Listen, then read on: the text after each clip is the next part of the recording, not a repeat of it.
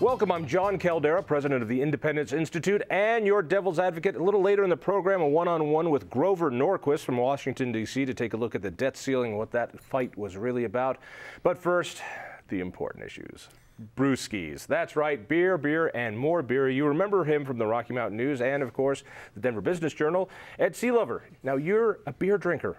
I am a beer drinker. I'm a beer geek. I am a lover of anything that is made in this state and that comes in a bottle or a glass. Yes. All right. Thus, your brand new book, Mountain Brew, a guide to all the great breweries here in Colorado. Yes. Now, I wouldn't have some wine snob on. First, can we get this over with? What the hell is it with wine snobs? You know, they sit around, they put their nose in everything, and then they spit it out. What is it about whinies compared to beeries? Well, mind you, beer geeks are also going to put their nose in it because they want to get the aroma, but there's no way we're spitting it out. You know, there's actually booze. Yes. You don't waste good booze. And there's more of a reason for that. Actually, you want beer to run over every part of your palate, and then you want to feel the taste afterwards, too. There is kind of a lingering taste that after you've swallowed it that you really want to be in there. So whinies, you know what I'm talking about with whinies. No, listen, I like beer. I like all the different types of beer. Mm-hmm. I've never once smelled a bottle cap. You know, I never had somebody pour it over and give me a taste and then let me see if I like it and then send it back. You know, a beer is a beer is a beer. And you've got this incredible spectrum from ales to ambers all the way to browns and stouts and all this other good stuff compared to, yes, this little variety of red is a little bit sweeter than this variety of red. You know, and this is an argument I heard 20 years ago, back when I was doing a senior magazine article writing project in college. And that was maybe the first inspiration that led to this book, is that a brewer complained to me, every paper has a wine column, why don't we have beer columns? And so, because they're snobs, and you and I who drink brew, we're seen as second-class citizens, all right? You know, we're shoveling down Pop-Tarts and Cheetos while they're escargot. That's the way it seems. But I don't think in this state we are. I think there's such a beer culture here in Colorado that beer is almost the wine of Colorado. People are going to be going down and buying a $40 bottle of beer to be trying it out because it's highly experimental. So in some ways, such a great variety. Taken over. Now, I've heard that Colorado has more microbrews per capita than any other state. I mean, there is a real micro-brewing revolution that's happened here in Colorado, and we alcoholics have all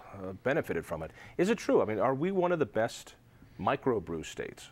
We're not actually more per capita than any other state because there are a number of small states that factor in on the per capita there and have more. But we have one of the largest number of microbreweries or craft breweries in America. We also produce more beer, not per capita, but straight up more beer than any other state in the country. Straight up, not per capita. And that's a big help from our friends at Coors, Anheuser-Busch plant up in Fort Collins, and New Belgium, which is the third largest craft brewery in America, all being here in Colorado. So Milwaukee, you can just... We make more beer here with fewer people. And we make better beer here. Better beer. Oh, yes. All right. Talk to me about, I've got to ask you the political question. Why is it that there's so many microbrews? I mean, I live in Boulder. I can think of probably 5 breweries right there. One, I keep thinking that they must be pretty cheap to make because then you can sell it with like a Coca-Cola. So you get the markup on that and then the markup on alcohol to begin with. Why Colorado? Is it just that we know our brew? Well, we do know our brew, but one of the things, that's a product, it's kind of a byproduct of why we're seeing so many breweries here. But one of the reasons is because of our state's laws. They are some of the most lenient in the country in terms of the ability to start up a brewery and prosper. For one, breweries don't need to go through a distributor here, and this is kind of a battle we see every year in the legislature. If you're a small guy, you can brew theoretically in your garage, as a fellow in Boulder County does. And then you can just take it down to the liquor store to sell it. For those who don't know, if you're Coors or if you're selling vodka or something else, the weird laws are I make the vodka, I have to give it to a distributor. The distributor then sells it to all the little liquor stores. Is that right? Actually, it doesn't matter if you're Coors. Coors could theoretically take their beer down and sell it to the local store, too. So beer is treated differently yes, it's than most other states alcohol. that require distributors.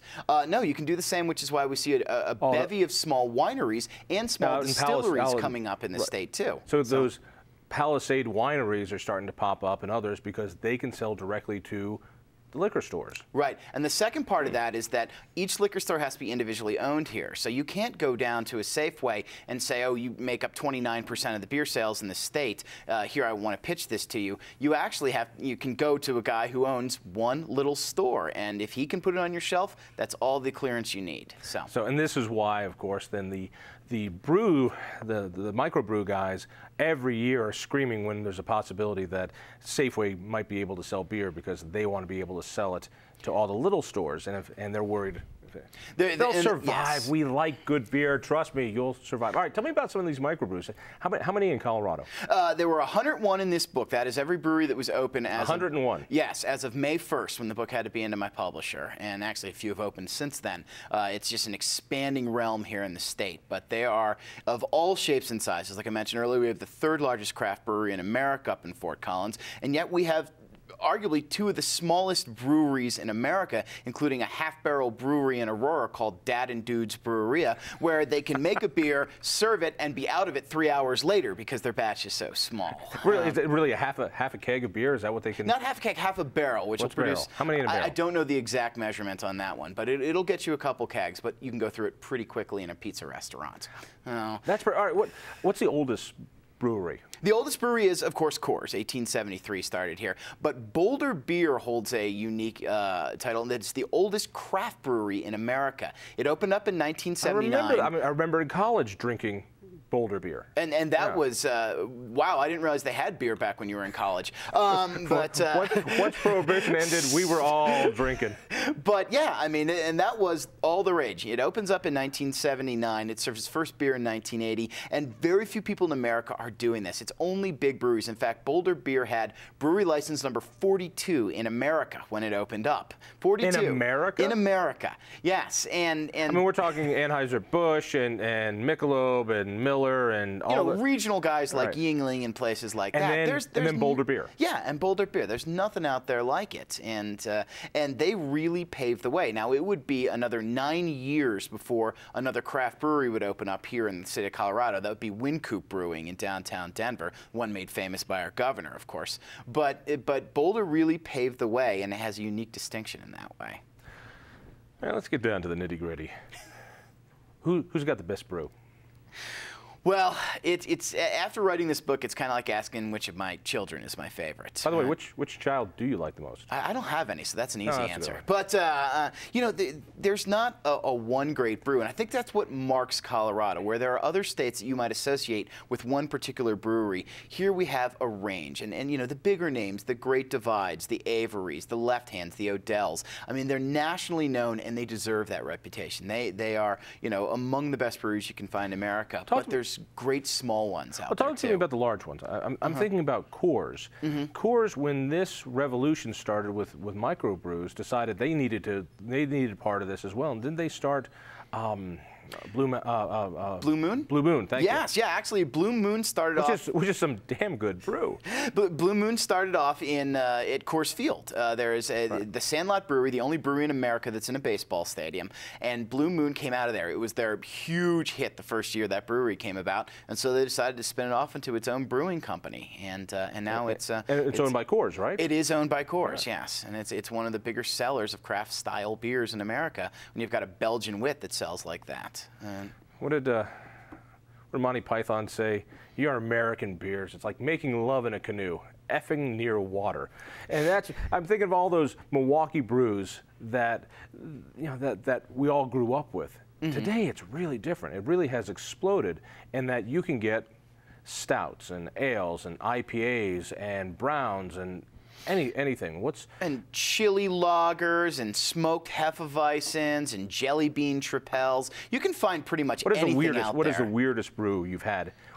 By the way, what a book to research. Is your next book going to be on pornography in Colorado? Is that? It is a wonderful 2 years that I spent driving around the state, meeting with each of these brewers, for the most part, drinking their beers. Yeah, it was real tough. While my lovely wife actually was the designated driver for most of our cross-state trips. All right, weirdest brew.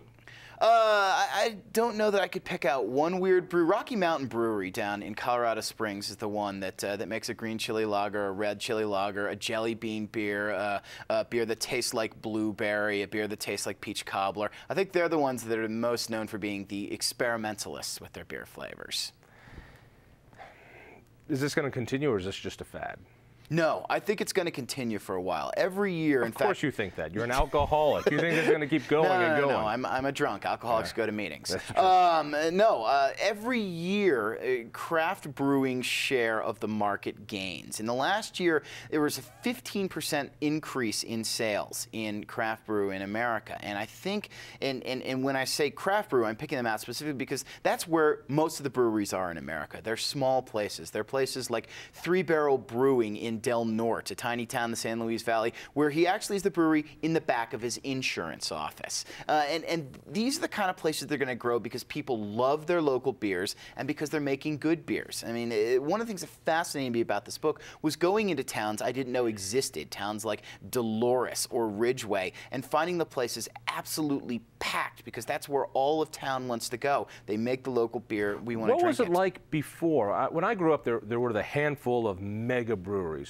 I remember Smokey and the Bandit because Coors was not really among them. Coors was a treat, and if we ever went east, we were supposed to pack a lot of Coors because it was contraband out there, and you could sell it at a premium. But you know, it was always Miller Time or Budweiser or whatever it was, and now it's changed. Before all this, did we have lots of breweries, or was it always just that handful? No, it was always just that handful. It was, and there were smaller regional breweries as well. But we had tons of breweries back before Prohibition. In fact, you could find multiple breweries in every city. But once Prohibition came along, it knocked them out, and only the big guys really had the resources to get started up right away after Prohibition ended again. And so those were the ones that got out there. They captured the nation's imagination, and they just ruled the market for about 60 years until the little guys started coming along. I'm looking just for alcohol content. Which beer do I want? Well, the strongest beer ever made in this state is the XXX Warlock, made by Bristol Brewing of Colorado Springs. It weighs in at 18.4% alcohol by volume. So in other words, when on a date, try to get her to drink, what was it again? XXX Warlock. Wonderful. If that's your kind of date. It's the only kind of date I can afford. The and if you're, what was the fight over stout? Because there was this thing that if you drink Guinness, it would be less calories than if you had a Budweiser. No, Guinness actually is the rare beer. It's both less calories and less alcohol than Budweiser, and so there's a big push for that. But that's not true of all stouts. There are stouts that are going to come in 12, 13% alcohol by volume. They're going to be big and thick and probably a lot more chocolatey or coffee flavored than say, a Guinness. So you want to tour Colorado, tour Coors, and then go visit the other ones as well. Mountain Brew, Ed Sealover, where do you get it? You can get that on our website at www.mountainbrewbook.com. It's also sold classic online sites and a few breweries and bookstores. Thank you so much. Grover Norquist up next. Stay tuned.